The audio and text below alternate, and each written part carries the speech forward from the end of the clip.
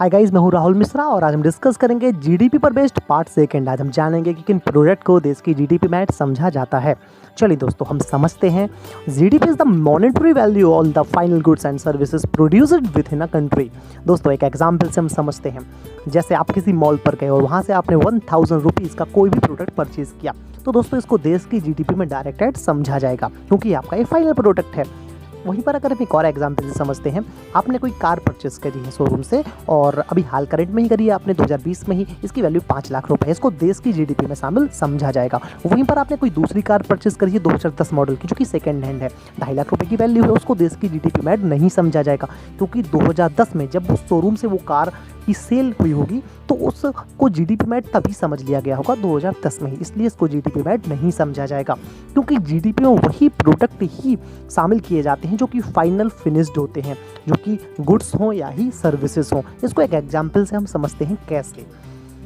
दोस्तों, अगर टायर्स की हम बात करें तो टायर्स को दोस्तों कार कंपनीज भी परचेज करती हैं और कोई कस्टमर भी परचेज करता है।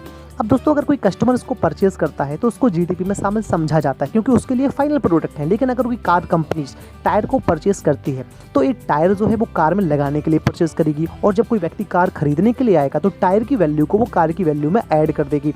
इसलिए दोस्तों, जो टायर होते हैं वो फाइनल प्रोडक्ट का हिस्सा है, इसलिए इनको इंटरमीडिएट गुड्स बोला जाता है। इंटरमीडिएट गुड्स दोस्तों वो होते हैं जो कि फाइनल प्रोडक्ट का हिस्सा होते हैं, और इसको हम समझते हैं एक और एग्जाम्पल से। माना कि चिकन, ब्रेड और पाव अगर कोई अपने घर के लिए यूज़ करने के लिए खरीदता है तो इसको जीडीपी में शामिल समझा जाता है। लेकिन वहीं पर इन प्रोडक्ट को अगर कोई रेस्टोरेंट खरीदता है दोस्तों, तो उसको जीडीपी में नहीं समझा जाएगा, क्योंकि वो उससे बर्गर बनाएगा जो कि एक फाइनल प्रोडक्ट होगा।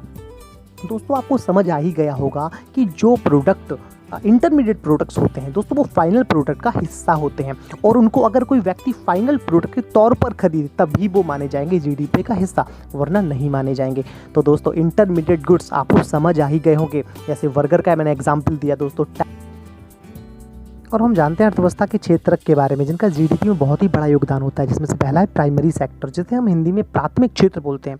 दोस्तों, प्राथमिक क्षेत्र वो क्षेत्र होता है जहां पर पूरी तरह से नेचुरल रिसोर्सेज को शामिल किया जाता है, डायरेक्टली यूटिलाइज्ड होते हैं और प्रोड्यूस होते हैं गुड्स।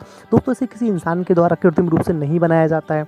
ये सभी प्राकृतिक संपदाएँ होती हैं, जैसे आप देख सकते हो खेती किसानी हो गई, लकड़ी का व्यापार हो गया, मछली का व्यापार हो गया, गौ पालन हो गया, दुग्ध उत्पादन जिससे होता है। तो इसमें से पूर्णतः एग्रीकल्चर को इसमें रखा गया है, allied sector, because most of the natural products are obtained from agriculture, यानी कृषि से आने वाले सभी उत्पादों को प्राइमरी सेक्टर में रखा जाता है। इसलिए इस क्षेत्र को अगर हम कृषि क्षेत्र भी बोलें तो ये गलत ना होगा। तो यहाँ से क्वेश्चन ये भी बनकर निकलता है दोस्तों कि किस क्षेत्र को कृषि क्षेत्र कहा जाता है, तो उसका नाम है प्राइमरी सेक्टर को एग्रीकल्चर फील्ड भी कहा जाता है। इसमें कौन से प्रोडक्ट शामिल होते हैं, तो दोस्तों इसमें नेचुरल रिसोर्सेज शामिल होते हैं।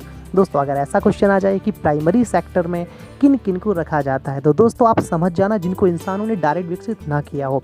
Example of primary sector cotton farming हो गया, माइनिंग हो गया जिसमें ऑयल वगैरह आते हैं, डेयरी हो गई, एग्रीकल्चर हो गई, फॉरेस्ट्री हो गया, फिशिंग ईटीसी मछली पालन जिसे हम बोलते हैं, सभी किस में आते हैं दोस्तों, प्राइमरी सेक्टर में आते हैं। किसान के द्वारा फसल उगाना, फलों का उत्पादन करना, मछली पालन करना, दुग्ध उत्पादन करना, झींगा उत्पादन करना, इस प्रकार के जितने भी उत्पादन होते हैं इन सभी को प्राथमिक क्षेत्र में ही रखा जाता है। और दोस्तों, प्राथमिक क्षेत्र के जितने भी उत्पाद होते हैं इन सभी उत्पादों का यूज जो सेकेंडरी सेक्टर होता है वो कच्चे माल के तौर पर प्रयोग करता है।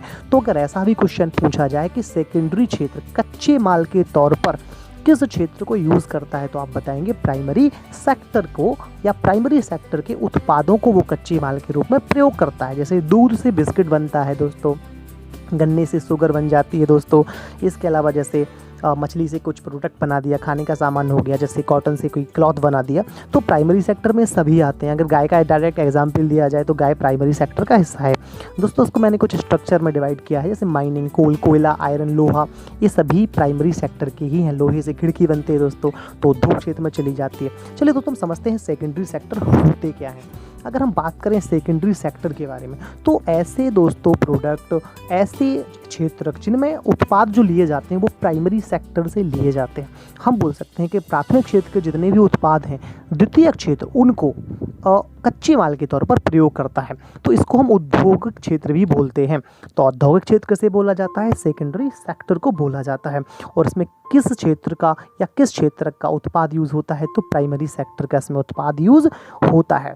अगर दोस्तों हम इसको एग्जाम्पल से समझने का प्रयास करें कि सेकेंडरी और जो सेक्टर होता है वो किस तरीके से कच्चे माल के तौर पर प्राथमिक क्षेत्रीय उत्पादों को प्रयोग में लाता है, तो दोस्तों आप समझिएगा। जैसे एग्जाम्पल के तौर पर आपने समझा, जैसे गन्ना है दोस्तों, तो मानो गन्ना को दोस्तों यूज़ किया गया, किसी उद्योग कंपनी ने यूज़ किया और इसके द्वारा उसने शुगर बना दी। तो दोस्तों चीनी बनाने के लिए दोस्तों किसका यूज़ किया गया? गन्ने का यूज़ किया गया। तो गन्ना प्राथमिक क्षेत्र में आ गया और यहाँ पर सेकेंडरी क्षेत्र में आपका चीनी आ गई, क्योंकि उद्योग क्षेत्र ने उसको बनाया है। अगर एग्जाम्पल की बात करें तो अगर हम देखें, it covers all those activities in which we change the natural products into other forms. तो मैन्युफैक्चरिंग प्रोसेस, तो साफ साफ नज़र आता है नेचुरल प्रोडक्ट जो कि प्राकृतिक प्रोडक्ट हैं उनको अदर फॉर्म, उनकी हम बोल सकते हैं उनको अदर फॉर्म में कन्वर्ट करने के लिए या मैन्युफैक्चर करने के लिए प्रोसेस लाई जाती है, वो सभी सेकेंडरी सेक्टर का हिस्सा होते हैं, जिसे हम इंडस्ट्रियल सेक्टर बोलते हैं। दोस्तों अगर एग्जाम्पल की हम बात करें, आप देख सकते हैं यहाँ पर एग्जाम्पल ऑफ सेकेंडरी सेक्टर, जैसे कॉटन इंडस्ट्री हो गई, ब्रिक्स इंडस्ट्री हो गई, ऑयल रिफाइनरी हो गई दोस्तों। तो इस प्रकार के सभी आपके सेकेंडरी सेक्टर में आते हैं। सीधा सा कहा है manufacture sector, industrial sector, refine sector, ये सब बोला जाता है सेकेंडरी सेक्टर को। अगर हम बात करें थर्ड सेक्टर की, सर्विस सेक्टर, जिसे हम टेरिटरी सेक्टर भी बोलते हैं। दोस्तों सर्विस सेक्टर क्या होता है? Service sector the activities which help the development of the primary and secondary sectors called territory sector. Service sector में दोस्तों प्राइमरी सेक्टर और सेकेंडरी सेक्टर का दोनों का समायोजन होता है। हम ऐसा भी बोल सकते हैं कि सर्विस सेक्टर जो होता है वो औद्योगिक क्षेत्र और प्राइमरी क्षेत्रों के समायोजन से ही तैयार होता है। दोस्तों अगर हम बात करें कि प्राइमरी और सेकेंडरी सेक्टर को ही मिलकर सर्विस सेक्टर बुलाया जाता है तो गलत ना होगा। एक एग्जाम्पल से दोस्तों समझते हैं इसको हम। दोस्तों जैसे माना कि कोई किसान है दोस्तों और वो अपने खेत में फसल उगा रहा है, तो प्राथमिक क्षेत्र का हिस्सा हो गया दोस्तों। लेकिन आपको सोचिए दोस्तों, अगर उसको पैसों की ज़रूरत होगी तो दोस्तों वो कहाँ जाएगा? पैसे निकालने के लिए दोस्तों वो कहाँ जाएगा? बैंक जाएगा। और बैंक क्या है? बैंक सर्विस सेक्टर है। तो बैंक में भी कौन बैठा होगा दोस्तों? बैंक में बाबू होंगे या वहाँ पर एटीएम मशीन लगी होगी। तो ये सभी सर्विस सेक्टर का हिस्सा हैं जो कि प्राथमिक क्षेत्र को मनी उपलब्ध करा रहे हैं दोस्तों। तो यहाँ पर आप देख सकते हो। इसके अलावा किसी कंपनी को लोन की ज़रूरत है तो वो कहाँ जाएगा? बैंक के पास जाएगा लोन लेने के लिए। तो औद्योगिक क्षेत्र को भी सर्विस सेक्टर पैसा उपलब्ध करा रहा है। तो दोस्तों कहीं ना कहीं समझ में आता है कि सर्विस सेक्टर जो होता है दोस्तों, या आपका सेवा क्षेत्र जो होता है वो जुड़ा होता है औद्योगिक क्षेत्र से और प्राइमरी सेक्टर से।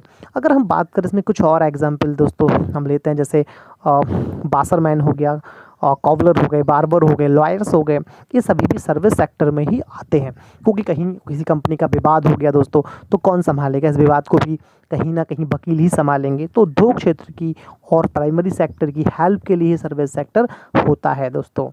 तो आपको समझ आ ही गए होंगे ये तीनों सेक्टर। अब हम दोस्तों नेक्स्ट वीडियो में चर्चा करेंगे इसके बारे में कि किस प्रकार से ये सर्विस सेक्टर काम करते हैं और जीडीपी में किस प्रकार से योगदान देते हैं। थोड़ा सा एग्जांपल हम समझ लेते हैं सर्विस सेक्टर के, जैसे बैंकिंग हो गया, ट्रांसपोर्टेशन हो गया, स्टोरेज हो गया, टीचिंग हो गई, इंजीनियरिंग हो गया, डॉक्टर हो गया, कम्युनिकेशन हो गई, ये सभी आपके जो है सर्विस सेक्टर में आते हैं।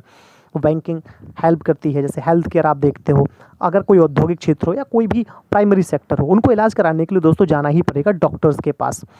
चलिए दोस्तों आपको समझ आ ही गया होगा कि ये तीनों सेक्टर किस तरीके से काम करते हैं। दोस्तों हम नेक्स्ट वीडियो में समझेंगे historical changes in sector, in sector में किस प्रकार के परिवर्तन आए हैं।